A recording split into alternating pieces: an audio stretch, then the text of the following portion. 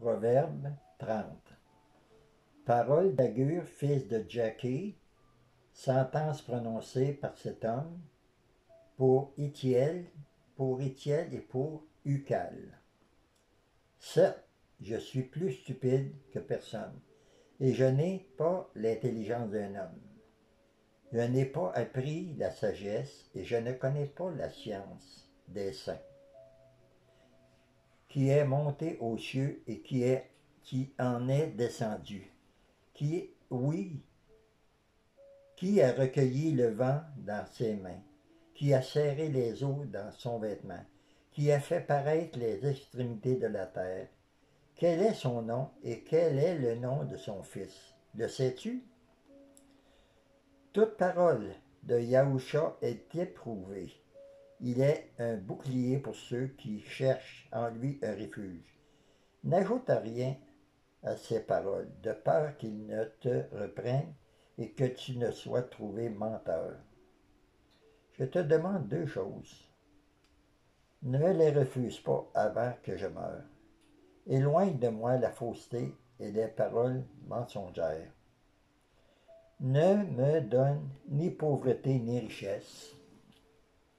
Accorde-moi le pain qui m'est nécessaire, de peur que dans l'abondance, je ne te renie.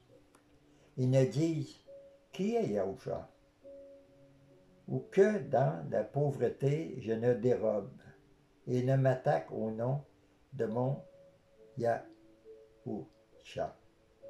Ne calomnie pas un serviteur auprès de son maître, de peur qu'il ne te maudisse et que tu ne te rendes coupable. Il est une race qui maudit son père et qui ne bénit point sa mère. Il est une race qui se croit pure et qui n'est pas lavé de sa souillure. Il est une race dont les yeux sont hautains et les paupières élevées.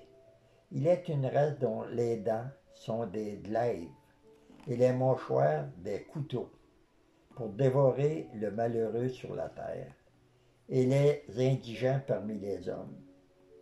La sangsue a deux filles, donne. Trois choses sont insatiables, quatre ne disent jamais assez.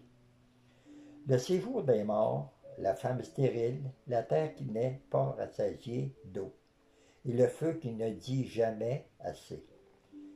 L'œil qui se moque d'un père et qui dédaigne l'obéissance envers sa mère, les corbeaux du torrent le perceront, et les petits de l'aigle le mangeront.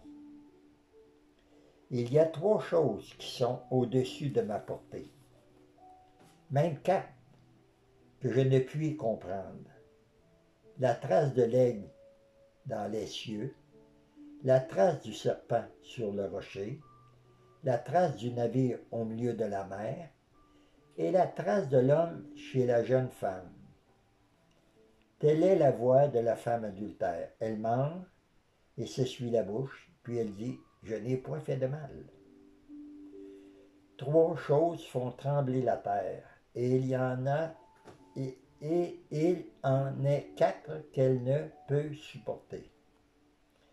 Un esclave qui vient à régner, un insensé qui est rassasié de pain, une femme dédaignée qui se marie, et une servante qui hérite de sa maîtresse. Il y a sur la terre quatre animaux petits, et cependant le plus sage, les fourmis peuplent sans force, préparent en été leur nourriture.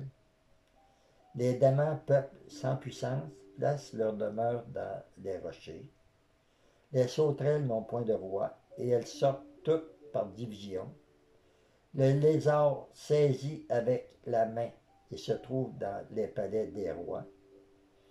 Il y en a trois qui ont une belle allure, et quatre qui ont une belle démarche. Le lion, le héros des animaux, ne recule devant qui que ce soit. Le cheval tout équipé ou le bouc, et le roi que personne ne résiste. Si l'orgueil te pousse à des actes de folie, Et si tu as de mauvaises pensées, mets ta main sur ta bouche. Car la pression du lait produit de la crème. La pression du nez produit du sang. Et la pression de la colère produit des querelles. Proverbe 31. Parole du roi Lemuel, sentence par laquelle sa mère l'instruisit. Que te dirai-je, mon fils? Que te dirai-je, fils de mes entrailles? Que te dirai-je, mon fils, objet de mes vœux? Ne livre pas ta vigueur aux femmes, et tes voix à celles qui perdent les rois. Ce n'est point au roi Lemuel, ce n'est point au roi de boire du vin, ni au prince de rechercher des liqueurs fortes, de peur qu'en buvant, ils n'oublient la loi et ne méconnaissent les droits de tous les malheureux. Donnez des liqueurs fortes à celui qui périt, et du vin à celui qui a l'amertume dans l'âme, qu'il boive et oublie sa pauvreté, et qu'il ne se souvienne plus de ses peines.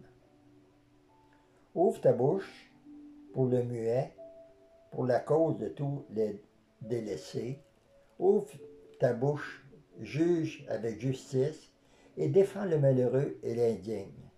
Qui peut trouver une femme vertueuse? Elle a bien plus de valeur que les perles. Le cœur de son mari a confiance en elle, et les produits ne lui feront pas défaut. Elle lui fait du bien et non du mal. Tous les jours de sa vie, elle se procure de la laine et du lin, et travaille d'une main joyeuse.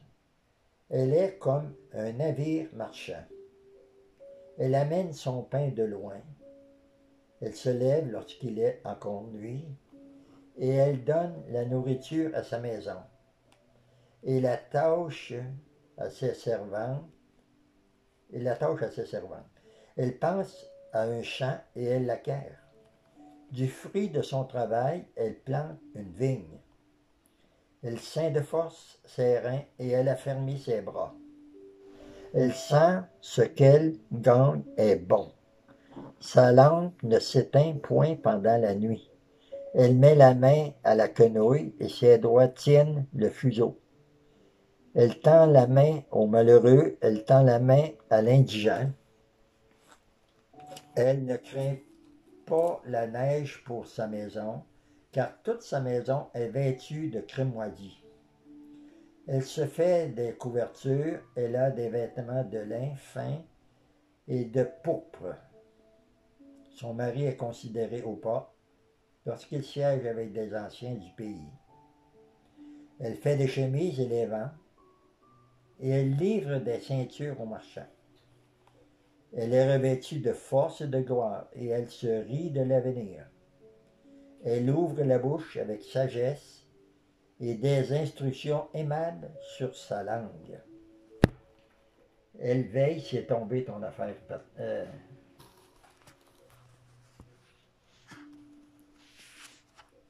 Elle veille sur ce qui se passe dans sa maison, et elle ne mange pas le pain de paresse. Ses fils se lèvent et la disent heureuse. Son mari se lève et lui donne des louanges. Plusieurs filles ont une conduite vertueuse, mais toi, tu les surpasses toutes. La grâce est trompeuse et la beauté est vaine. La femme qui craint Yahweh est celle qui sera louée. Récompensez-le du fruit de son travail et comporte ses œuvres la louent. Amen.